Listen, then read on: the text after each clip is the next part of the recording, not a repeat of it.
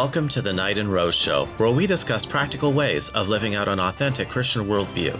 Last episode, we talked about some examples of bad prophecies and bad predictions from many different worldviews, like the Jehovah's Witnesses, Islam, secular humanism, Darwinism, and even climate change alarmism.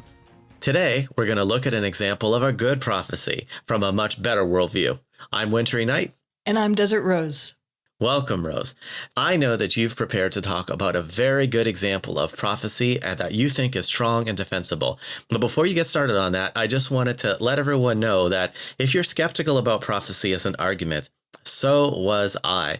And when I was going over this outline for this episode with you, I said, I don't think we should talk about this. Prophecy is just weird. Why would you make that argument? Let's stick with the science, the history. And by the end of going over the material for our outline, I was convinced that this was a much better argument than I thought. And I think that if our listeners stick with us, give us a little bit of time, especially the second half, you're going to really get a new tool for your tool chest if you didn't know this one already. Yeah, it was a lot of fun to have to try to convince you to do this episode. So yes, let's see if we can do a good job. I was not willing to be convinced, but you were right. So why don't you go ahead and get us started? What is this evidence all about? Okay, well, we are going to look at Psalm 22, which was written about 1,000 years before Jesus. And Christians claim that this psalm was fulfilled by Jesus' death and subsequent resurrection and the preaching of the gospel throughout the world. So you might remember that when Jesus was on the cross, it's recorded in Matthew 27:46. And about the 9th hour, Jesus cried out with a loud voice, saying, Eli, Eli, lema sabachthani. That is, my God, why have you forsaken me? Okay, so Jesus was experiencing great affliction and grief, but he wasn't wondering why the Father hadn't rescued him or doubting God's goodness. He already knew this was the plan. He had already said so the evening before in the Garden of Gethsemane. Okay, so he's not saying this because he really is thinking God the Father has forsaken him. He's got some other reason for saying this. He does have other reasons for saying that, yeah.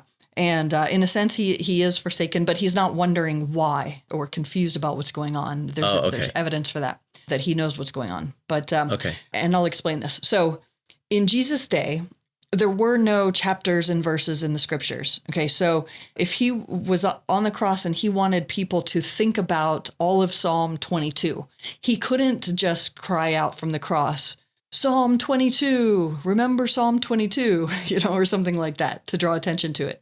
Okay. But what he could do, and what rabbis often did in order to call people's attention to a long section of scripture, was to cite a concept from that larger section, or to quote the first sentence of a much, much larger passage. And Jews who had studied the Hebrew scriptures would then think of all of the text around the section that had been quoted. Okay, so in this case, well-studied Jews who heard Jesus say, my God, why have you forsaken me? As he was on the cross, would have thought of what is now known as all of Psalm 22 as they looked upon him on the cross. Okay, and I have a very good example of this. When I was in undergrad, I was attending an Anglican church, and one time he preached on a sermon about Shadrach, Meshach, and Abednego, and he told a story about the British Expeditionary Force being stuck in Dunkirk and being pushed up against the English Channel by the German forces in 1940.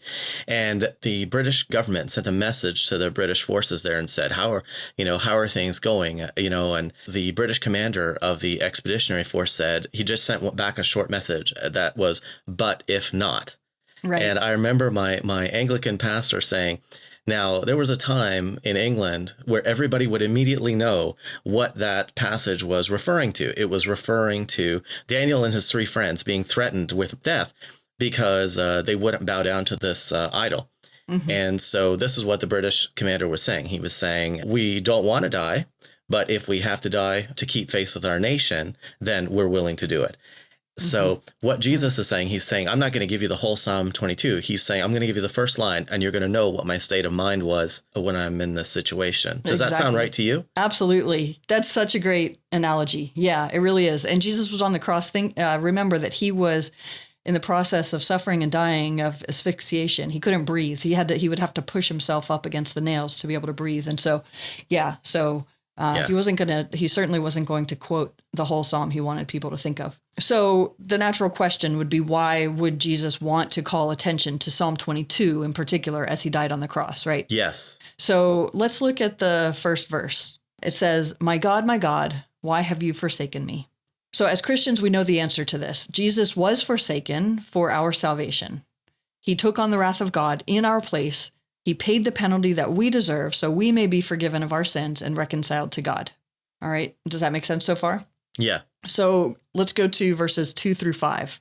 Oh my God, I cry by day, but you do not answer, and by night, but I find no rest. Yet you are holy, enthroned on the praises of Israel. In you our fathers trusted. They trusted, and you delivered them. To you they cried and were rescued. In you they trusted and were not put to shame. Okay, he sounds to me like he's trying to identify with people who have suffered for being on God's side. You know, they trusted in God, and he's saying God delivered them. Mm-hmm. He's expecting that God's going to deliver him, or that... I think he's drawing a distinction here between himself and others. He's saying that others have been delivered as they've trusted in God, but he is not likely to be rescued, at least not right away. Okay. So also notice that the psalm affirms that God is holy. There's no reason to believe Jesus was questioning God's goodness, even as he acknowledges that he's being forsaken. You know, he knows he's not going to be rescued from this suffering and death, but he also knows that God is holy. Yeah, it seems to me like when you read it that I think he is expecting vindication of some sort at some point. Maybe not like today, you know, at the point where he's suffering, but he's saying people who trust God get vindicated eventually, even if it's not in this life. Yeah, let's keep going, just in case it sounds like maybe we are reading a bit too much into that so far. Okay. But we do know that whoever this is about, they are being forsaken or feel like they are, and they are stating that God is holy and that people who have trusted in him in the past have been vindicated. They've been rescued. Okay, so we're up to verse 6 now. Yes, so it says, but I am a worm and not a man, scorned by mankind and despised by the people. This is actually a really cool section that I want to share something about, not to convince skeptics right here at this part, but for Christians listening, because I think it's just really fascinating. Okay, so he says, but I am a worm and not a man. There are actually different Hebrew words for worm. Hebrew is not a language of many, many, many words, but oddly enough, there are many different words for worm. And the word used here is tola'at. Okay, it holds special significance for Jews because this particular worm was where they got the red dye for the tabernacle coverings and for their clothing. Mm-hmm. In English, we call it the Kermes worm, which is a fun name. Yeah. But what's so remarkable as a Christian is this worm, the tola'at worm, the Kermes worm, has to die in order to give its offspring life. Okay, and check this out. The Kermes worm attaches itself to a tree, fastens itself to the tree so it can't move, even when it wants to. Then it gives birth to its young, and the new worms eat the mother in order to live. Okay, so Jesus is going to the cross to be willingly attached to the tree. He's dying to give life to his, quote, offspring. Mm-hmm. And he turns people's attention to this passage, which references the tola'at worm, which would give its life so that its offspring would live. So Interesting. I think that's really cool. Yeah, if people want to check up the spelling of that, it's TOLA-ATH. Mm-hmm. Exactly. Yeah, and in English, it's KERMES, I believe. Yes. All right, so let's continue and see what's in verse 7. Okay. Verses 7 and 8. All who see me mock me. They make mouths at me. They wag their heads. He trusts in the Lord. Let him deliver him. Let him rescue him, for he delights in him. Okay, so here, the phrases make mouths at me, also translated shoot out the lip, and also the phrase wag their heads, were their cultural ways of basically flipping someone off, giving the middle finger. People would stick out their lower lip and shake their head, and it communicated disgust, hatred, insult, kind of condemnation of people. Mm-hmm. They're also ridiculing him, saying, he trusts in the Lord, let the Lord deliver him. Okay, in other words, whoever this is, he has a reputation of godliness, but the onlookers actually see this crucifixion, they see this event as evidence that God has rejected him, even though he trusted in the Lord. Yeah. So about those words, he trusts in the Lord, let him deliver him. Isn't that what the people were saying to Jesus while he was being crucified, according to the historical record? Yeah. Actually, that's Matthew recorded that in verse 33. He wrote, he trusts in God. Let God deliver him now if he desires him. For he said, I am the Son of God. Yeah, so that's what people are saying to him. So we're looking at Psalm 22 as a kind of foreshadowing or a prophecy of what happened to Jesus. And so it's ruling out a lot of different people getting into trouble here because it's matching up very closely with what happened to Jesus and ruling out lots of other times when other people have been in trouble and people didn't say these kinds of things to them. Right, exactly. And the Jews acknowledged that Jesus trusted in God, but they rejected him and mocked him because God didn't prevent him from being crucified. That was seen as a curse. The Hebrew scriptures talk about being hung on a tree as a curse. It sounds like what they're saying is the audience that he had right there for his death, they were saying, if you claim to be in this great relationship with God and that you're trusting God and so on, then God wouldn't let you be crucified because that particular thing is seen as a curse. Right. Yeah. Right. Exactly. Yeah. But of course, that's not what Christianity teaches. But yes, that's exactly what they're thinking. So in verses 9 and 10 of Psalm 22, it says, yet you are he who took me from the womb. You made me trust you at my mother's breasts. On you was I cast from my birth, and from my mother's womb you have been my God. Okay, so this person speaking has trusted in God since he was in his mother's womb. You know, that eliminates a lot of people. Yeah. So far, we've seen suggestions, like they're clearly talking about somebody who trusts God from his mother's womb, who's now in trouble, and he's expecting vindication. I mean, that's not exactly pointing to Jesus. In fact, a lot of people say this psalm was written by David, and David is talking about himself. Maybe David thought he had trusted God from his mother's womb. Does this sound like David? I mean, David didn't trust God from his mother's womb. He made a lot of mistakes. You know, I actually don't even, this is going to be controversial, but he's not one of my favorite characters in the Bible. I know everybody says that he's a man after God's own heart and he talks to God, but he makes some pretty bad mistakes. And so I don't think that David could write that and say that, you know, he had trusted God from his mother's womb. So maybe it's talking about someone else. I don't know. What do you think? I definitely think it fits Jesus a whole lot better than it fits David. I think we can say that safely. Yeah. Well, so far there's more to come and some very specific things. So let's see what's in verse 11. Okay. Be not far from me, for trouble is near, and there is none to help. Many bulls encompass me. Strong bulls of Bashan surround me. They open wide their mouths at me like a ravening and roaring lion. So bulls are a Hebrew metaphor for people who are not only mean, but also very powerful. Bashan was a territory that Israel won in the conquest of Canaan. It was a place of giants like King Og and giant oak trees. It was associated with strength and wealth.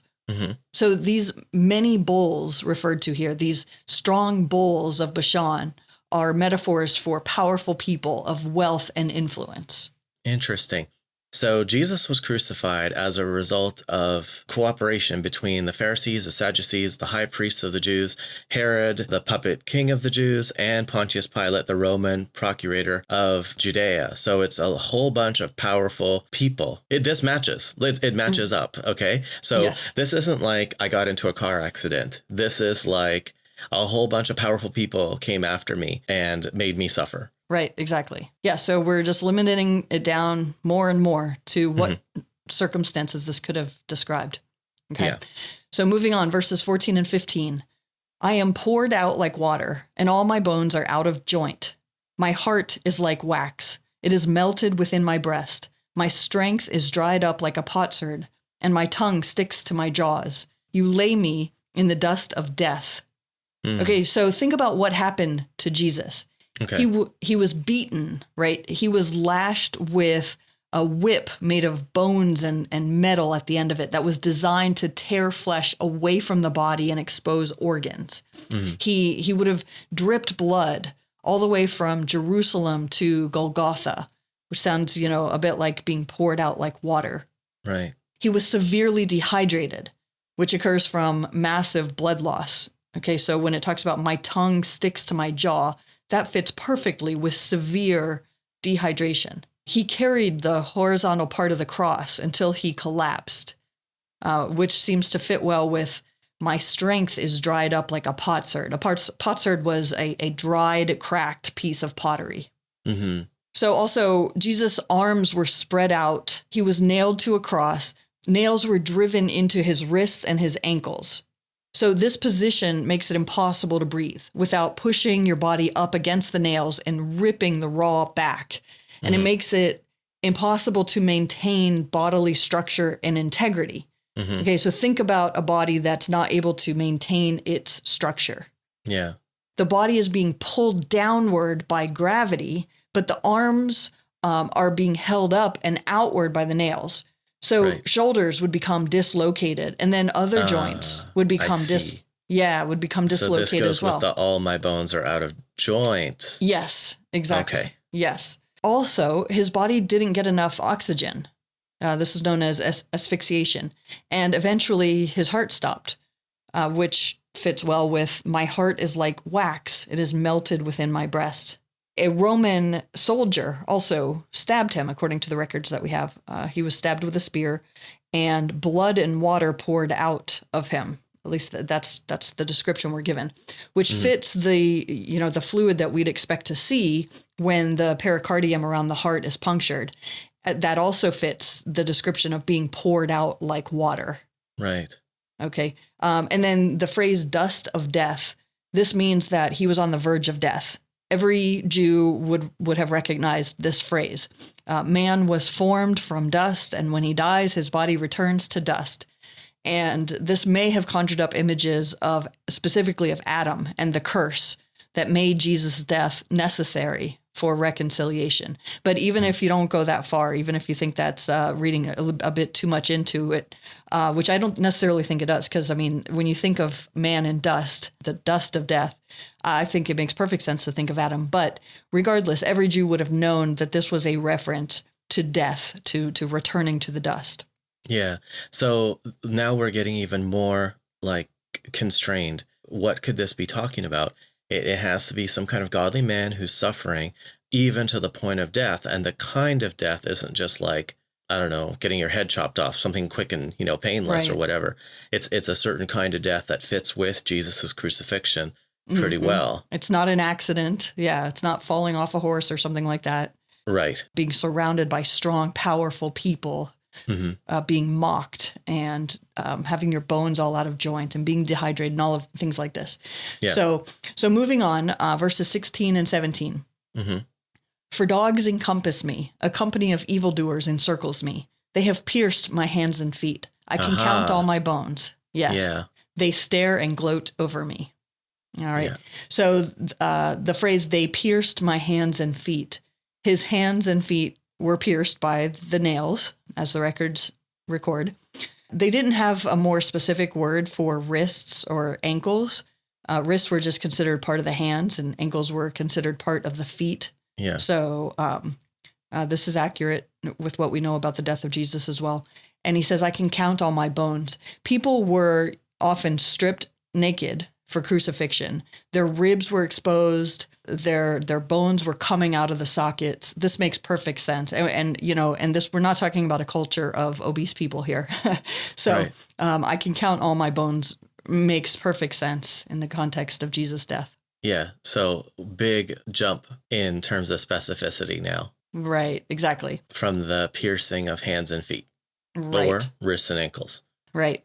Yeah. Verse 18 says, they divide my garments among them, and for my clothing they cast lots. Matthew 27:35 says they divided up Jesus' garments by casting lots. Yeah. Okay. So even more specificity. That doesn't seem like something that would happen in the modern age, They would just go, we executed a criminal and then we just threw his clothes out. But that's not what happened in this case, probably because the clothes are a little harder to make back then or something. Yeah. Anyway, exactly. continue. Verses 19 to 21 say, "But you, O Lord, do not be far off. O you, my help, come quickly to my aid. Deliver my soul from the sword, my precious life from the power of the dog. Save me from the mouth of the lion. You have rescued me from the horns of the wild oxen." So again, we get to the rescue part where he's expecting some kind of vindication from God the Father. And if he does get that vindication, then at the point where, he's not going to get it now. So how many people have got vindication after they get killed? Right, exactly. We have, that he's at the dust of death, that phrase earlier, right, which seems to strongly indicate that he died. I mean, that is right at the point of death. Right. So this person is being rescued somehow, despite having been at the dust of death. Right. I could still imagine that there's a case where somebody has something locked up in their safety deposit box and they get, executed by a powerful people. And then people discover this hidden dossier and then they get vindicated. So it could be, it's still not quite pinned down yet, but the next part might give us what we're looking for. Yes, you like the next part, and for good reason. My favorite part. Yes. So now there's a big shift in the psalm from describing the scene at the dust of death to proclaiming the results of the event. Okay, so skipping to verse 27, Psalm 22:27 says, "All the ends of the earth shall remember and turn to the Lord, and all the families of the nations shall worship before you." So whatever this event is, it will result in people all over the planet turning to the Lord, families of all nations worshiping Yahweh, the God of Israel. Yeah. I mean, that's remarkable, right? This is crazy because this is coming out of the Jewish tradition. Right. So how are you going to get people from all the nations to worship the God of Israel? So right. This death of this person is going to result in everybody from all over the world worshiping the God of Israel. Yeah, exactly. The Jews were this tiny group of people. They weren't even going out and evangelizing the nations. I mean, most Jews don't even do that today. Right. They kept to themselves. Even their neighbors around them didn't worship their God. They kept to themselves. So whatever this event is, it has to have a global impact, and that is not going to be obvious or easy given this what is we the knew big about problem the Jews. with this. Like, how are you going to get all the peoples all over the world to go along with this prophecy? Just go, okay, listen, we want this prophecy to be about our guy, but we know you're very busy, but we just need all of you to just become followers of the God of Israel, like from all over the world, and then everyone will know that this prophecy is about our guy. So you're just not going to be able to do that, okay? I don't think that's going to happen. So, well, Right. Let's be open-minded. Are there any other events where a prominent religious leader was executed by very powerful people in the manner that is described, and then this resulted in wide-scale worldview changes amongst all the people in the world? Really, honestly, Jesus' death and resurrection is the only event from all of Jewish history that qualifies.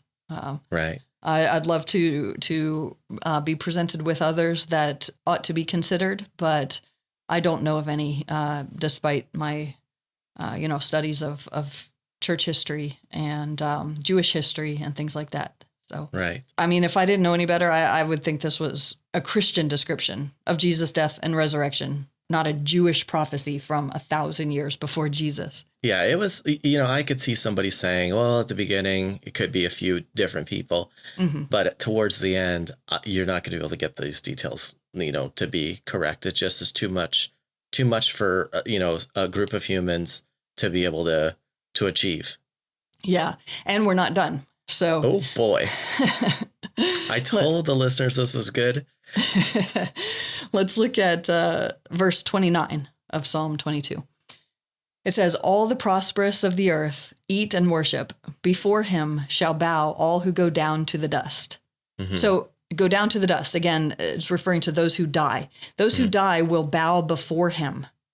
In order for people to bow before him after they die, people must live after they die. So because this person died and yet will live, there's hope for us that we may live too after we die. Right? Yeah. So, what does this sound like? Sounds like the gospel. Right. Yeah, it sounds like the gospel 1,000 years before Jesus. That's absolutely incredible. And then we have verses 30 and 31, which say, posterity shall serve him. It shall be told of the Lord to the coming generation.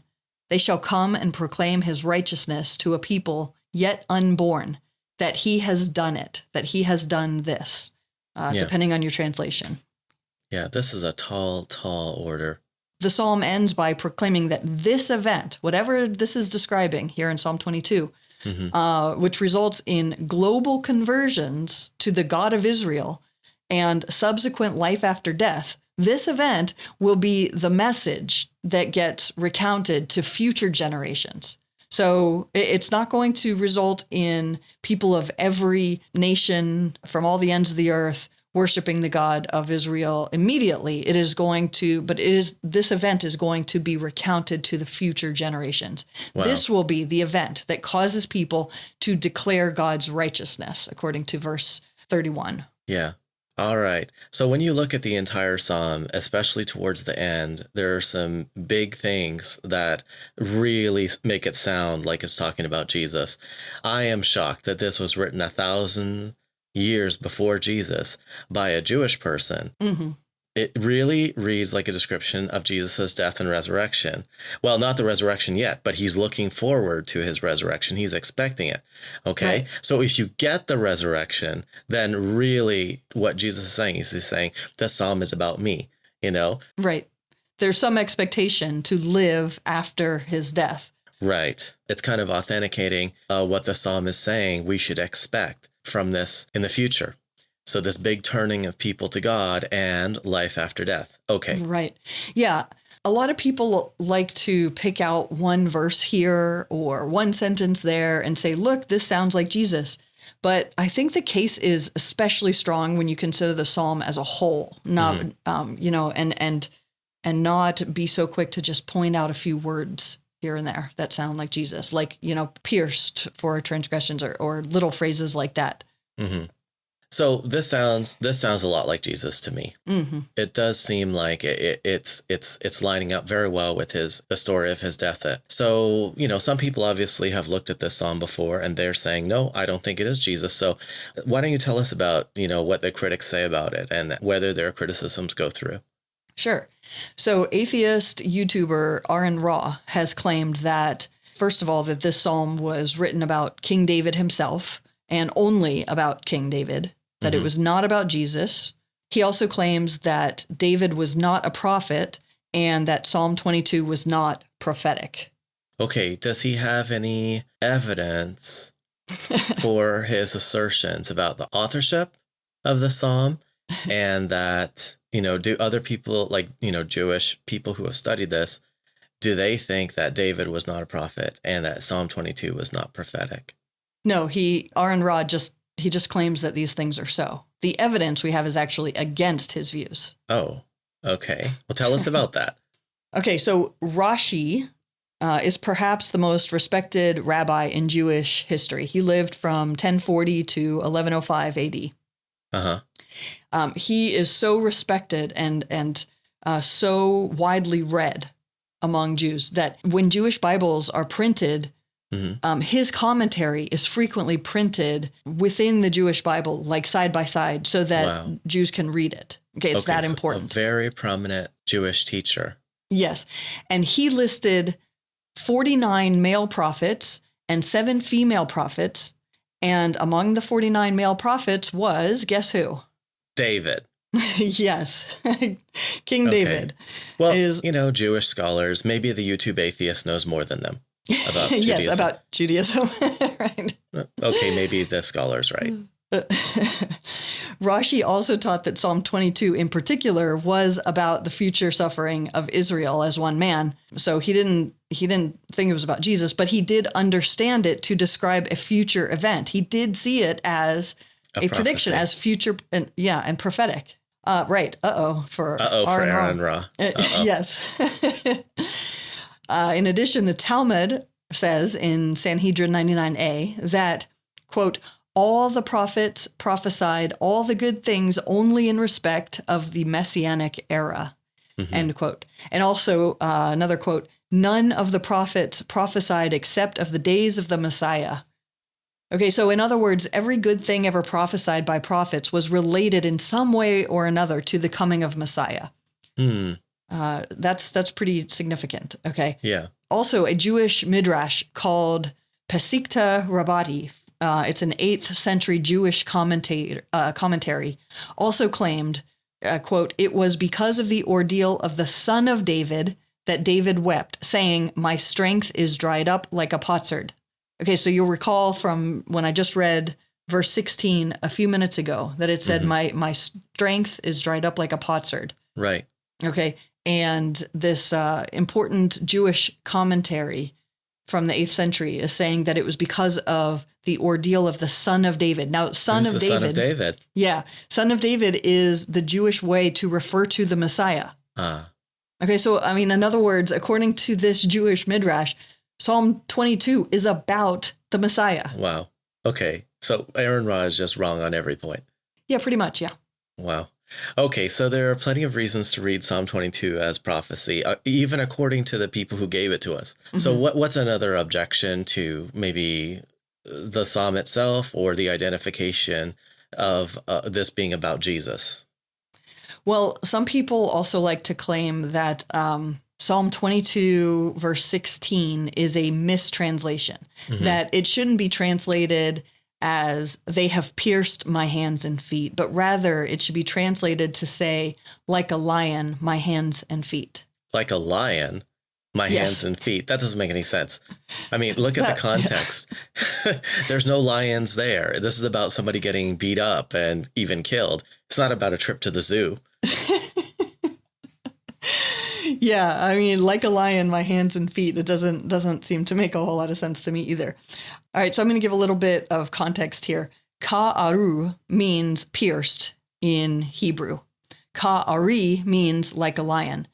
So the words are very similar. There's only one letter that's different.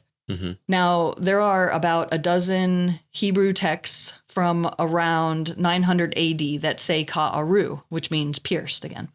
Okay. The rest say ka'ari, like a lion.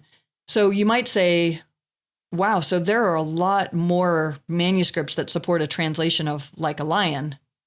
And my response would be, well, yes, but in the Dead Sea Scrolls, which are from 1,000 years earlier, the word is actually ka'aru, meaning pierced. That is the oldest copy of Psalm 22 in the world in the original. It's in the original Hebrew. It's from before Christ. It's before Christianity, and it says pierced. Yeah, okay? As J. Warner Wallace would say, case closed.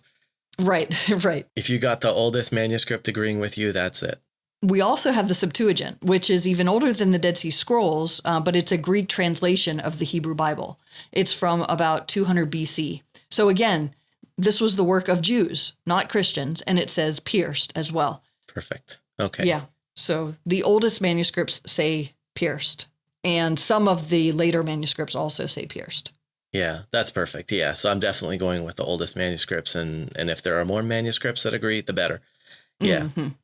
Right. All right. Yeah, typically sources that are closer to the events are more reliable than the stuff that comes later. Okay, so we talked about the piercing in Psalm 22, and a lot of people have trouble with the idea that the Messiah is going to suffer, that he has to suffer, that it's part of his mission to suffer. So when Jesus is invoking Psalm 22, he's saying, well, if I'm the Messiah and I get vindicated, then it is part of the Messiah's job to suffer. And that's actually not the only time that he's pointed back to something where it's talking about someone who does suffer. He also invokes Isaiah 53, which talks about a suffering servant and in reference to himself. So yeah, that's actually, that's recorded in Luke 22, I believe. Yeah, Luke 22, 35 to 38, Jesus says he links himself to the suffering servant of Isaiah 53. So, I think the key point is not whether the Messiah suffers. We could expect that or not expect that. The only thing that we're concerned with is, does the Messiah get vindicated? And if the Messiah gets vindicated, then the Messiah can do what he wants. And we shouldn't let our expectations, say, well, he's not the right one. Mm-hmm. Yeah, that's a really good point. To summarize, Psalm 22 seems like a really good example of reliable prophecy. Okay, it was written 1,000 years before the events it describes. Mm-hmm. It's not so vague that it could apply to anything, as some of the examples we gave in the last episode were. Yeah, it seems to fit really well with the crucifixion and life after death and the global proclamation of Jesus. Mm-hmm. It doesn't seem to fit well with anything else. I think that's huge as well, worth noting. And the objections are soundly refuted by evidence. Yeah. So when it comes to separating Christianity out from other monotheistic religions that are okay with a beginning of the universe and fine-tuning, such as Judaism and Islam, you could make two arguments. The first argument you can make is making a case for the historical evidence for the resurrection. And we covered that in our first episode. Yeah, like our first episode ever, not in the series, but... Right. Our first episode ever was on the evidence for the resurrection. Mm-hmm, right. And then now we have another argument, one that I had heretofore neglected, from fulfilled prophecy. That is a really good argument, and not at all like the crappy examples that we looked at in the previous episode. All those really bad examples. Colored me shocked. Anyway, do you have, obviously I didn't know everything there is to know about apologetics. Wow. And we got that recorded. That's pretty fun. Yes, I'm learning new things every day from you. So do you have any more final comments about this? Oh yeah, I just want to note that crucifixion had not been invented when this psalm was written. Mm-hmm. The Assyrians and Persians began to use a form of crucifixion 300 years later. Then the Greeks, then the Romans perfected it to the version that Jesus experienced. So this is just really impressive. And I think Christians should be in awe of this. I think seekers should look more into this, take this seriously. I think committed atheists and Jews shouldn't be quick to dismiss Christian prophecy. I really think that this is quite an amazing bit of evidence here. Yeah, we don't take this argument in isolation, put it together with everything else, and then make a decision about which worldview you think best reflects reality. Exactly. All right, so that sounds like a good place for us to stop for today. Listeners, if you enjoyed the episode, please consider helping us out by sharing this podcast with your friends, writing us a 5-star review on Apple or Spotify, subscribing and commenting on YouTube, and hitting the like button wherever you listen to this podcast. We appreciate you taking the time to listen, and we'll see you again in the next one.